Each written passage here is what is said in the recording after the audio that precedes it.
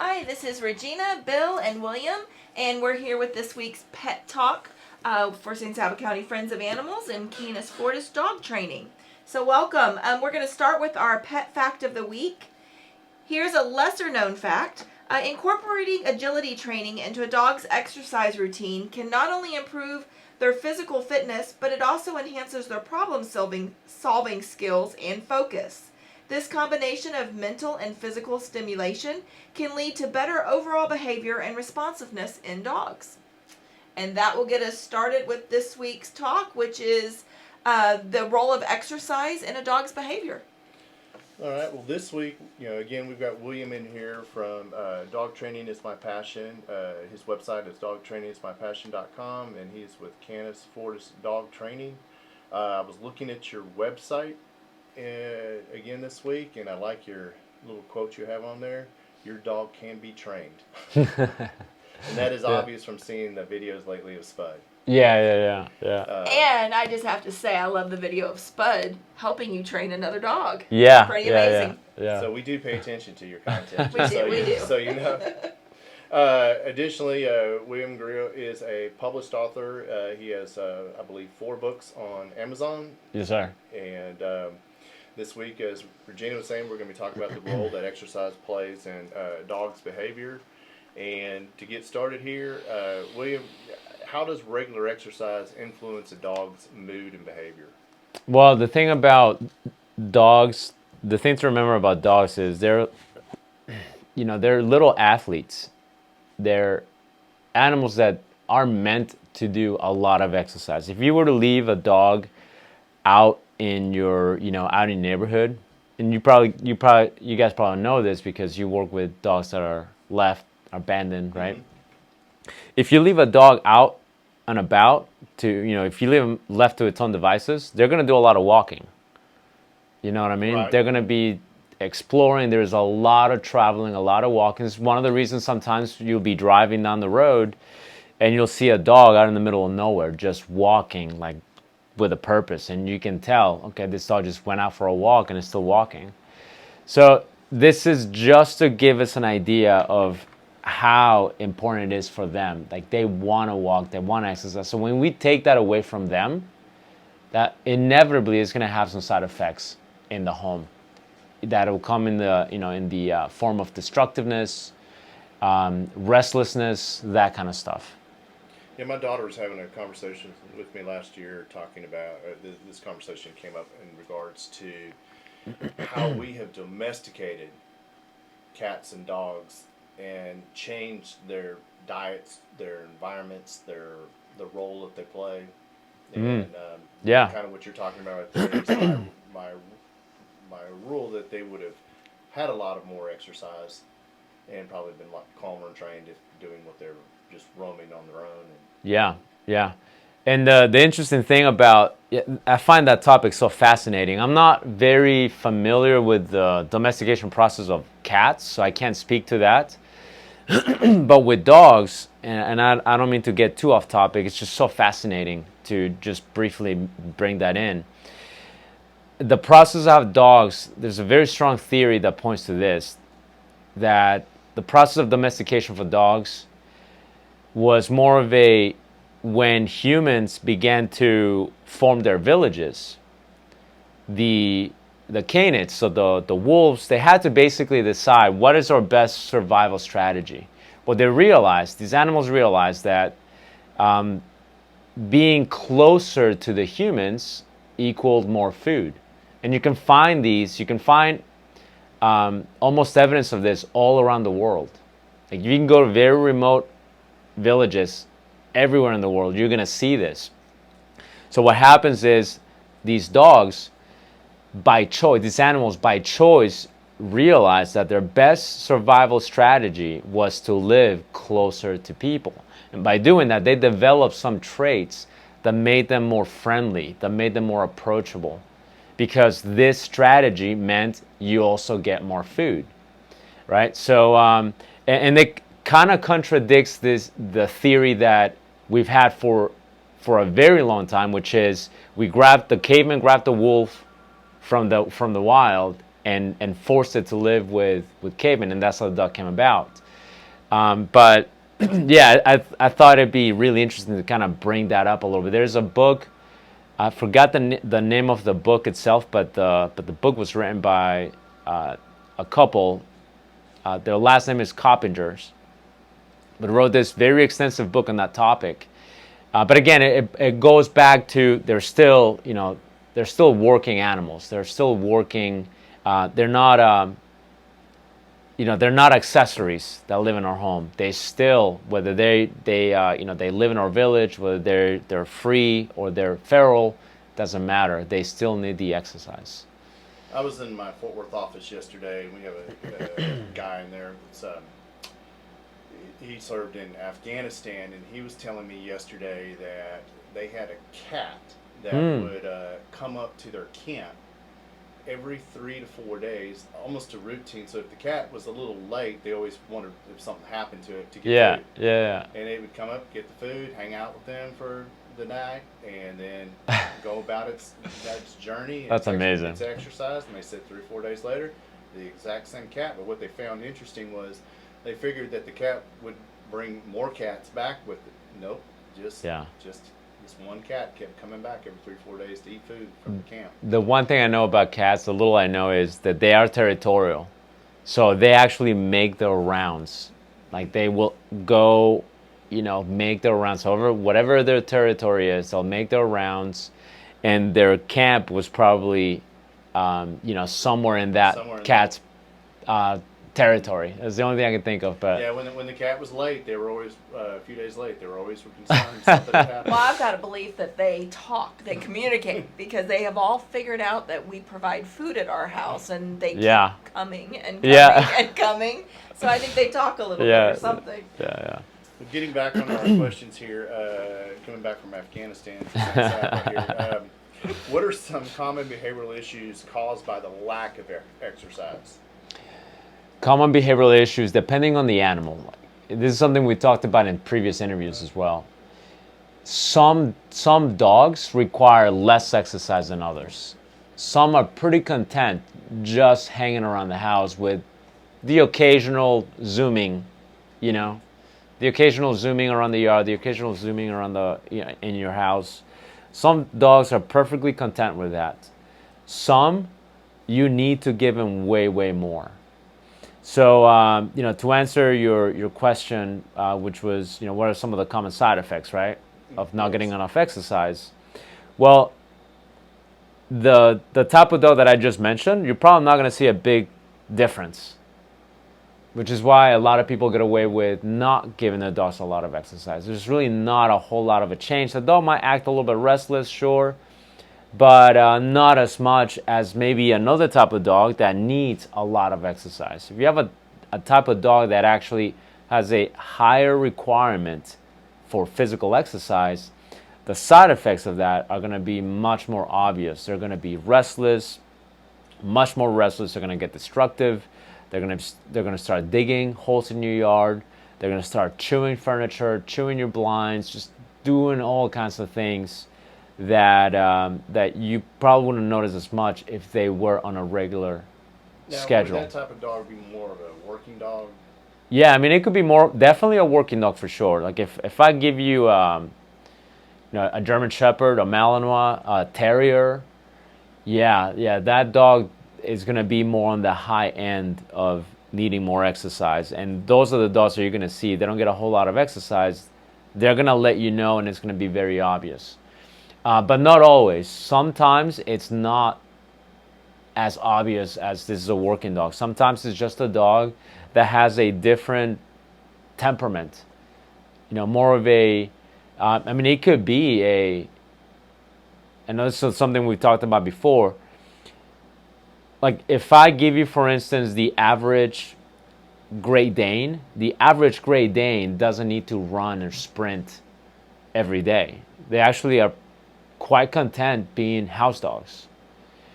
But that doesn't mean that every Great Dane is going to be that way. There's going to be a Great Dane somewhere that wants to sprint every day. There's going to be a lot of them that are going to be pretty content being home, not doing a whole lot. But there's going to be some that are just going to want tremendous amount of exercise. So it's not always the obvious German Shepherd, the Terrier. Sometimes it's the ones that you would think, oh, this guy should be pretty happy, not doing a whole lot, but it turns out their temperament will indicate something different. Like getting a yellow lab in its, puppy and toddler stage versus the yellow lab when it's 3 years old. Oh yeah, absolutely. It Yeah. can be, it needs a lot of exercise. Even the age, yeah, even the age alone. That's a prime example. You get a dog that is under a year old. Typically, they're going to have a higher need for exercise because they're growing, they're maturing. There's a lot more curiosity about the world. So these dogs at that age are going to have more of a I need to do something versus the same dog when it's 5 or 6 years old. Well, you were talking a minute ago. We were talking about like some of the high energy breeds, the working dog. Is there certain exercises that are more beneficial for high energy dogs? Yeah, absolutely. One that I've found works really well but it requires a little bit of preparation. It requires a little bit of the aid of a tool. So the one that I absolutely personally love is a treadmill or a slat mill. I saw your treadmill. It's pretty cool. Yeah. So the one I have is manual, meaning the dog gets to control the speed. Oh. They can stop, they can go, they can walk, or they can sprint. And so the good thing about that is, if you think about it, just to talk a little bit about the benefits of the treadmill or the slat mill, because it's slightly different, but the same concept. If you think about it, most dogs will never just run in a straight line. Even if you have a big yard and you're playing fetch, there is a little bit of running, stopping, a little bit of running, stopping, a little bit of running, stopping, a little bit of running, stop, which is, it's good. It's good exercise. But what the slat mill or the treadmill allows the dog to do is it allows them to sprint in a straight line. Okay. Do you see what I mean? Yeah. There is no stopping, slowing down, turning. It's like a constant running in a straight line. And they can sprint. If you were to look at a dog sprinting in a straight line, they get really far. Some of these dogs can run to like 29, 30 miles an hour. So imagine a dog running 28, 29 miles an hour in a straight line. They get very far, right? In a fairly short period of time. So even if you have a pretty big yard, your dog still probably doesn't have the ability to do that, to run in a straight line for a period of time. They're going to have to stop at some point. What the treadmill or the slat mill allows them to do is it allows them to truly explode and just like put it all out there and run and sprint in a straight line for as long as they want to. And that is such a satisfying thing for dogs to do, which is one of the reasons why some dogs, you show them the slat mill and they get used to it a few times, they'll love it. Like there are dogs, I've had dogs that would just like climb on the slat mill and go, let's do this thing. This thing is amazing. And it's not uncommon for people who have slat mills for their dogs to just get so excited about the slat mill because again, it allows them to sprint non-stop, right, in a straight line, which allows them to get very far, which is something that they're not otherwise able to do. So to me, the slat mill, it's such a great tool. Another tool, or another type of exercise, is a weighted vest exercise. Basically, you don't have to sprint. It could even be a walk. But by the very fact that I'm giving you a weighted vest, it maximizes that walk. Whereas the walk, even if I walk for 10 minutes, let's say I walk the dog for 10, 15 minutes, yeah, that's going to be definitely better than nothing. But doing that same walk with a little bit of weight, now it's an entirely different exercise. Now the dog is much more active and it's much more physically satiated at the end of that same walk. Do you see what I mean? So the weighted vest is great, but I will add to the weighted vest one thing is if you do decide to do that, you don't want to do it with a dog that is under a year and a half of age. Because under a year and a half of age, their bones are still forming, Gotcha. their joints are still forming. Makes sense. You don't want to do that with a young dog. If you're going to do a weighted vest, you want to do it when the dog is at least about a year and a half or older than that. And do they come in different sizes? Is that something they need to contact you to figure out what's Yeah. best for their dog? I mean, I don't sell them, but I can definitely point you guys in the right direction. If you contact me, I can point you in the right direction. But one company that makes them, there's a couple of companies, but one that is pretty well known in the working dog industry is actually based out of Dallas, right here in Texas.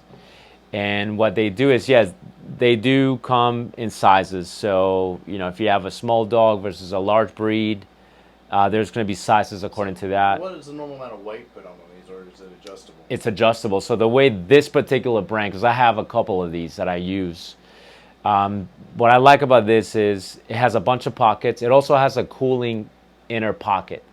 So, you know, those like those cooling gel pads? Yes.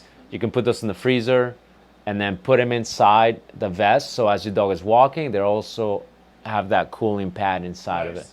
But they have basically a bunch of pockets, and they have these little bags that you can fill with BBs. So you can fill with BBs, and then you can add as many of those as you need to. So when your dog is first starting out, you start with a smaller amount of weight so you can get him used to it, and then gradually you start filling it up. And you notice, like when I use it, you definitely see it's a workout for the dog. Even if they're just doing a little bit of running, a little bit of walking around, if they're walking with that exercise vest, you see that they've actually now worked. Just like a human. Yeah. Yeah, I used to ride bikes up in the Kerrville area with family and friends, and the guys that would be training for an Ironman coming up, you would see them put weights on their ankles as they pedal, and I'm like, it's not for me just to pedal up that hill. Yeah. With weights on Right. my ankles, but I get what you're saying. Also, you know, I've flipped through the TV channels before and come across I guess I want to say the dog races or greyhounds running, and they start. Yeah. I don't recall the speed, but they had the speed Yeah. of how fast those dogs are running. Now I realize it's a big oval, but it's wide open to them. And Yeah. I can imagine how fast they get running on your. Oh yeah, they go fast. I used to have a little, like a little speedometer there, because you can install one, and yeah, some of these dogs were going like 29 miles an hour. My dog Russ, the fastest he's gone, and we measure this with a speed radar gun the cops use. He was going, the fastest he's gone that I've seen him go was like 31 miles an hour, which is really fast. Really, really fast. Spud looks like he books it on his too. Yeah, The he little loves videos of Spud. it. Yeah. So let's talk about a little bit of socializing your dog. Can exercise contribute to the dog's socialization behavior? Not necessarily. Okay. Because the sociability of the dog is more of a lot of times it's a temperament trait. So if the way that it would influence is if the dog gets no exercise or very little exercise, then they'll probably be a little bit more irritable, a little bit more quick on the trigger, a little bit more intense when they interact with other dogs. Do you see what I mean? Yeah. No, That would be the only thing that I would say. Okay, I'm the a exercise. little more irritable after I've been exercising for. There you go. Or just just because there's not a whole lot of exercise, they see another dog and they might go, okay, this is my chance to exercise. Let's go ahead and, be inappropriate, wrestle, because it's how I get my exercise. Would exercising your dog by getting out a lot of its energy get it more into a position that if you were to have it around other dogs at a different point, that it's more low key or not as wound up? Yeah, no, that certainly could be a factor to influence that. You know, if I have a dog that, like, if I have a dog that I know is going to be very intense with dogs, if I have them exercise regularly, especially before an interaction. I know there's going to be a little bit calmer just because they've already worked out. They've already gotten that energy out. All right, that makes sense. What are signs that a dog is not getting enough exercise? Besides, they will be. Yeah, I was going to say that somewhat the I obvious get one. To get the obvious. Thanks. So one of the obvious would definitely be, their body shape. The other one would be if you notice that they get gassed pretty easy. Okay. If they get gassed pretty quickly, and that in itself can be subjective as well. That's interesting.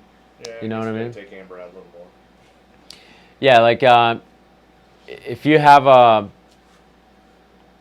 dog that doesn't do a whole lot, you're gonna notice when you take them out for a little bit, very quickly they're panting, they're getting tired very fast. They just don't have that stamina to be out there as long. So that's another sign that tells you this dog does not have the cardiovascular endurance to maybe play fetch, which might be a good thing for you because you might You just might get to want stand there. you might want that low stamina so you can get the exercise out of the way faster. But that would be another sign. Another one, I would say destructiveness. I know that with some dogs, they'll start to chew on their kennels a little bit more. If like I've had a few days that are a little bit slower, and then what I do is I just bring up the exercise, and obviously the times that I do that, they're much more relaxed. They're not as destructive. And that would be another sign. So you'll see that. You'll see again, it depends. Every dog is unique. Every dog is different. All right. Well, okay. So, taking the dog owner its perspective here, how can a dog owner determine the right amount of exercise that their dog actually needs? I mean, because I can see where I've got something going on and it's going to require me to exercise. So, it's great. Let me just bring my dog, and that might be too much if I'm going to go for a run and having it run. Or It's a lot of work to go for a run with your dog. You know what I mean? So the question is, how does the dog owner determine how much exercise their dog the right needs? amount of exercise their dog needs. Not Okay. overdoing it or underdoing it. So overdoing it, the way that you're going to overdo it, because the dog is never going to complain.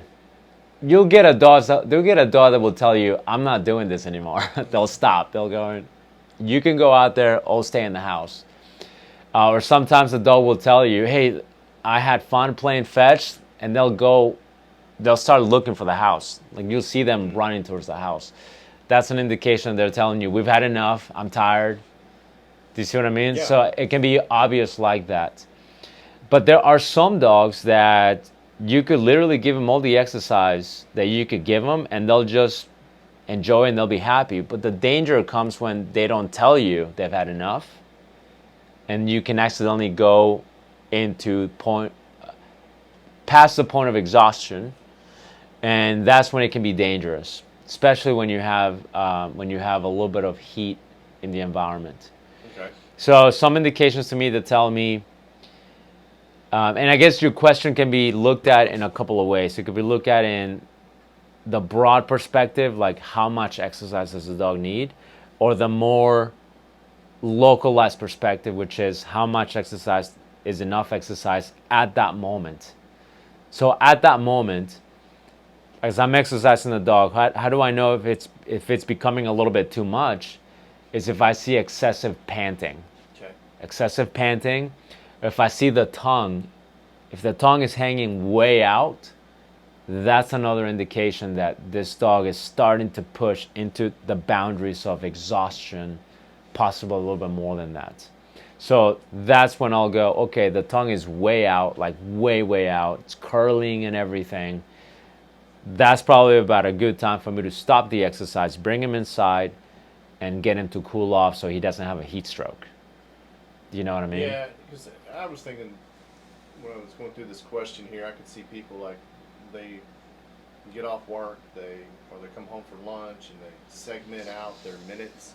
Like, oh, well, I'm going to take the dog out for a quick walk, 5 minutes, 7 minutes, 10 minutes. That's it. I could see real quick that in some of these instances, depending on the size of the dog. But Yeah, the yeah. average dog is not getting the exercise or getting a chance to go to the restroom. Yeah. So I would say, certainly we all probably could agree that 7 minutes is better than no minutes. It's better than nothing, And but it's and what I would do is if the person, so in that more of a broad sense of the question, I would say as much as you can afford, and when you don't have the time, like if that person only has 7 minutes, and we determine that might not be enough for your dog, if that person goes, man, I feel bad just doing 7 minutes, that's all I have. If that's all that person has, I think the strategy that would work best would be weight vest. okay. Because your 7 minute walk on with a weight vest will now be a much, much more efficient use of its time. And you'll notice the dog will be much more worn out by the end of those 7 minutes than if it didn't have a weight vest. Yeah, I could see people coming home, making dinner, and go take the dog for a walk after dinner, and they go, "Idle's coming on here in 20 minutes. Gonna hurry up." Yeah. Yeah, and then people cut their Definitely. routine short. Here's another thing too. I know so we're really talking about physical exercise, which is obviously very important. But another type of exercise that is oftentimes overlooked is mental exercise. And so, and I've done this before too. My schedule does get very busy as well. So if I don't have the time to go, all right, I'm gonna exercise my dogs for this period of time, then what I'll do is I'll go, let's do mental exercise. Mental exercise is a little bit easier to manage for the human, and it's very, very fulfilling for the animal as well. And what mental exercise entails would be something like this. You get an interactive toy. Okay, you get an interactive toy, and you fill it with treats. And we've had this conversation before. You fill it with treats, you give it to the dog. Now what's happening here is the dog is not physically sprinting or running or pulling or pushing anything, It's occupied. but it's very occupied, and it's like giving a kid a Rubik's Cube and going, just try to put one side all yellow, or all red. Try to solve the Rubik's Cube. Or like giving an adult like a puzzle. I've seen adults, right? I mean, my wife loves the puzzles. Like she'll go at it and she'll just be there for a while, just putting this thing together. And that's what it is. Mental exercise is very fulfilling. And you'll see some of these dogs, if you don't have the time, if the most you can do is like a couple of minutes, which honestly, we all know we could probably all do more than that. Right. But one way to supplement those few minutes that you have of physical exercise is to give your dog mental exercise. Give him the toy. Don't feed it in a bowl. Give it an interactive toy. Feed it through the interactive toy. Hand it to the dog. And then have the dog go at it. What you'll notice is if it takes him like 10 seconds to eat like a cup of food, it'll take him like 20 minutes to eat the same amount of food out of an interactive toy. And by the end, they're just exhausted. They'll take a long nap because it is so fulfilling and so arduous of a process for them to get one or two pieces at a time. You know what I mean? So mental exercise is one that is overlooked often and can be a tremendous addition to your exercise routine for your dog. My son's cat eats too fast. Yeah. So for the cat, they have this big treat puzzle, and Yeah. they put the food in the puzzle, and the cat has to go through the puzzle to get all of its food to slow him down and also mentally give to him give me something to mental do. exercise. Yeah, absolutely. All right. Well, you kind of just answered the creative ways to incorporate exercise question I had. That's why I typically found out I had to go to 20 questions with you, because you've already knocked out about 3 others. How does exercise affect a dog's cognitive function and mental health? You've kind of talked a little about this already, but Yeah, it does keep them. keeps them sharp. Yes, I For can sure. see definitely with like you just talked about, put their food in one of these interactive toys. This is now just not running or Yeah. going on a walk on a leash. They've got to work for it. Yeah, I can tell you this from personal anecdotal experience. I don't know the science behind it. I haven't looked at the brain waves, I haven't seen the cognitive function of the dog measured at a certain age, whether they do or don't do exercise. I'm sure there is some research. I know there is on humans. I know with humans, the more you move in your later years, the better quality of life you have. That's something that's been studied in humans, and it's been observed in humans as well. So I would venture to imagine that if it works that way with humans, there's probably a very strong probability that it will work very similar way to animals. And from personal anecdotal experience, I can tell you, my dogs, they work. I mean, they always work. They're always working. I have a dog that is 10 years old. Okay, still works. If you were to look at him, you would never guess he's 10 years old. I had so many people tell me this. And, some people will tell me, oh, it's because you feed him raw. That certainly is part of it. But he didn't start eating raw until, he was like 8 or 8.5. So for the most of his life, he ate kibble just like most dogs do. But the one thing that was a constant is the exercise. Now, some people will look at, and I've had people tell me, oh, it's because your dog has good genes. Okay, that could be the case. But those are just small factors. I mean, absolutely. But the thing is, when people go, he's got good genes, I'll go, okay, but I also have a 15-year-old dog, right? Who, again, you look at him at 15, he looks younger and better than a dog that would be like 6 years old. I also have an 11-year-old dog. Another, not the 10-year-old dog I just talked about, but an 11-year-old dog. Same thing. You look at her, she looks very, very young. I've seen dogs that are just pets. I mean, these are dogs that don't work. Just regular dogs that don't work, don't exercise. And I see them at like 7. They look older than my 10-year-old dog. And some of these dogs eat raw, so they have a good diet. They eat good, they have a good life. But the very fact that they're not moving, there is no muscle tone, which again, if you look at humans, there's been countless studies to show that muscle tone in a human makes them younger in all aspects of their lives, from a cognitive function all the way to mobility function, right? So in dogs, I would venture to imagine is very similar with animals. So it's not just, oh, it's because he eats raw. It's not just because, oh, I think it's good genes. I believe, and it's not just my dogs. I see this with my club members that I do sports with. It's the same thing. There are dogs, when they're older, they just look younger than dogs that either get retired at a younger age or dogs that just don't work. So to me, from a non-scientific perspective, just from a anecdotal perspective, from an observational perspective, I can see, and it's pretty obvious, the dogs that are working the longest, the dogs that are exercising regularly, they just tend to look and act younger than those that don't. So I got a question here about age and exercise, but you just basically almost answered that. I mean, if you work in good diets and exercise, like you're talking about your dogs here, age is it's not the same factor would it be for somebody who doesn't really exercise their dog or Of put course. it on a good diet and stuff. Of course. So it's like working to go to people. You can go work out all you want. If you eat like crap, you're not going to get the same benefit. Of course. Working out. Mm-hmm. If you don't work out and you eat healthy, you're not going to get the same benefit of getting the muscle tone and things going in. I mean, there's a series of things. Then you also got to get the right amount of sleep. Oh yeah, Water intake. absolutely. And everything else. I mean, There's different factors that go into it. I love everybody. There's not a magic pill for Yeah. to do everything.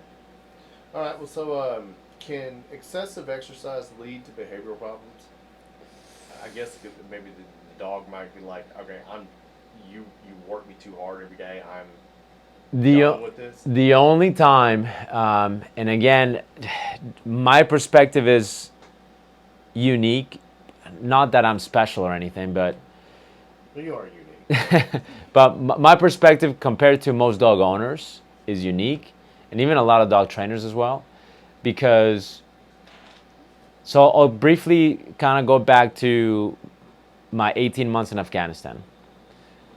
When I was in Afghanistan, the dogs that we had worked in very harsh conditions. You know, these were dogs that were working in people that worked in Afghanistan with dogs know this. A lot of people don't know this, or sometimes they don't even believe it. Some of these dogs were working, not some of these dogs. These dogs were working when it was like 125 degrees. That's pretty freaking hot. I mean, at 100 degrees, I already want to go inside, right? Yeah, I was on a tarmac yesterday at 106, and we were all like, "This is." It is insane. It's insane. So, you know, our dogs were working, and happily, we were not forcing them, because you can't force them to find explosives. To them, it's like the best thing in the world for them. So they're working at 125 in 125 degree weather, right? Where people go, that's impossible. You can't. The dog's gonna die.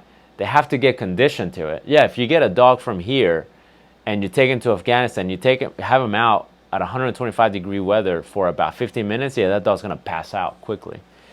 But for the dogs to get acclimated to that, they had to work. And we literally worked every day. I did not have a day off. For like 12 months of the 18 months that I was there, for about 12 months of those 18 months, I worked every single, there was no Sunday off, there was no weekends off. I literally worked every single day. It was Monday all the way through Sunday, and we just worked every single day. And we worked multiple times a day. So we subjected these dogs to the most amount of exercise than most people would consider reasonable for these dogs. And again, the dogs loved it. We're not forcing them. To them, this was like the best thing in the world. Like, they were actually working, doing something that they enjoyed. So I've seen dogs put through these very intense exercise routines on a daily basis. I've never seen that affect the dog in a negative way. The time that I would say it could possibly have a negative effect would be if there is no training in the sense of the dog understanding what is or is not okay to do. But here's what I mean. A well-trained dog, it doesn't even have to be a well-trained dog. A trained dog can be semi-trained, doesn't have to be perfect. But a dog that understands stop, come, stay, right? A dog that understands those things, you can exercise them a lot and they'll probably be fine. A dog that gets a lot of exercise but doesn't understand come, stay, stop, this is a dog that is going to be very fit but does not have training. That's when it will be a problem. Okay. Do you see what I mean? Yeah, no, because now you don't just have an untrained dog. Now you have an untrained dog with a lot of stamina.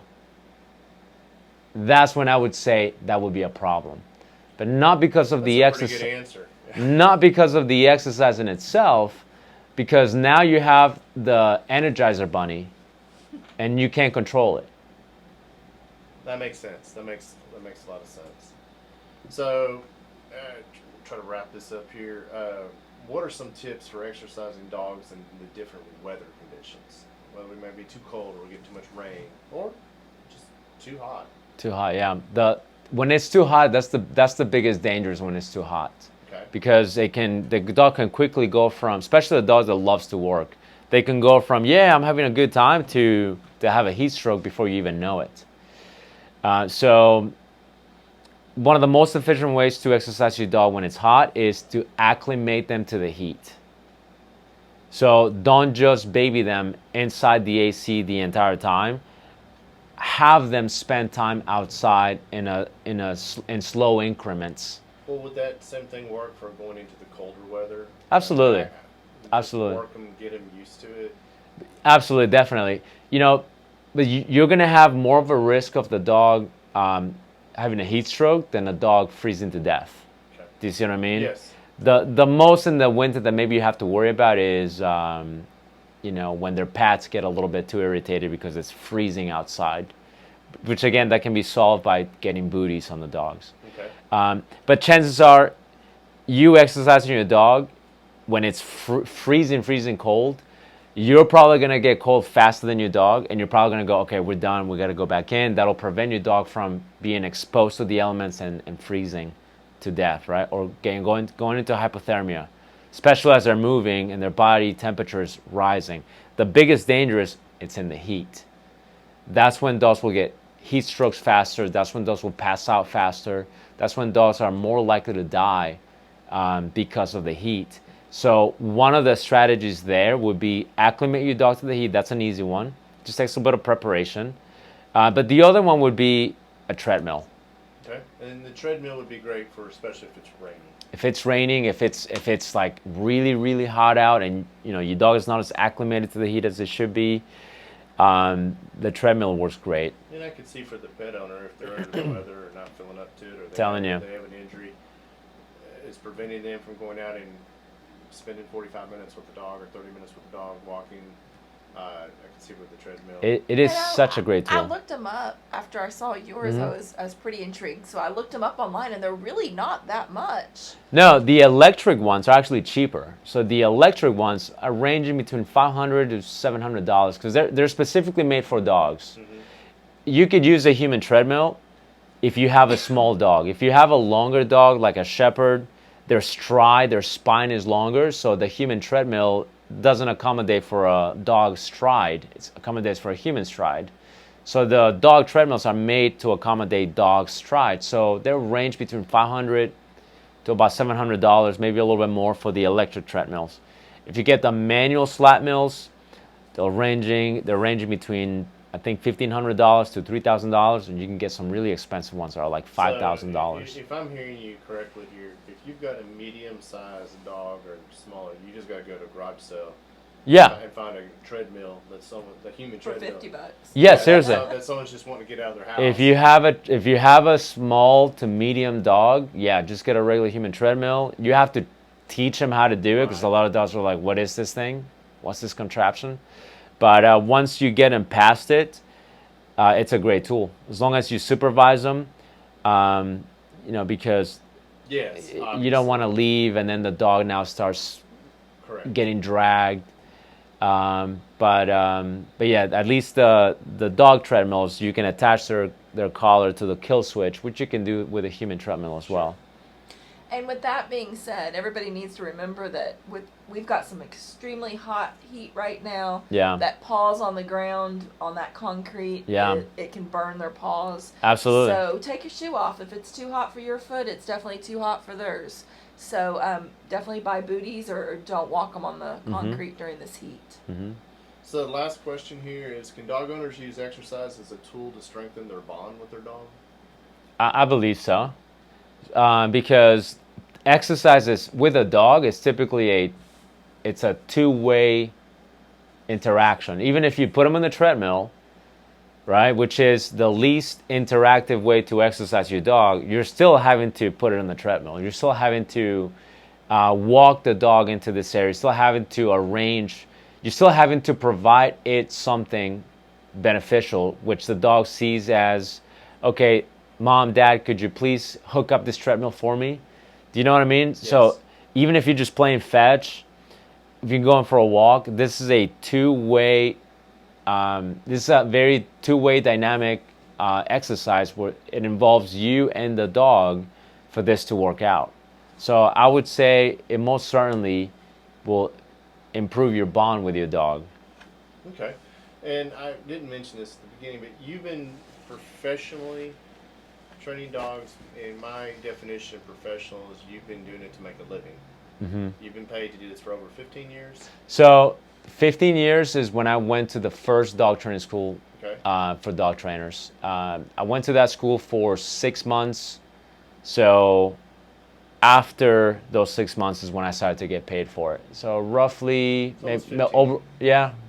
It was if I do the math from 2009 to about now, you're much better at math with me than that than I am. So roughly about 15 years, Okay. something like that. Yeah. Well, I wanted to point that out because we just didn't pull somebody in here randomly that has a web page. I mean, you've talked about going to Afghanistan for a Yeah. year and a half and training with dogs, and you have a place, a business set up in 5 acres, set up in Lomita.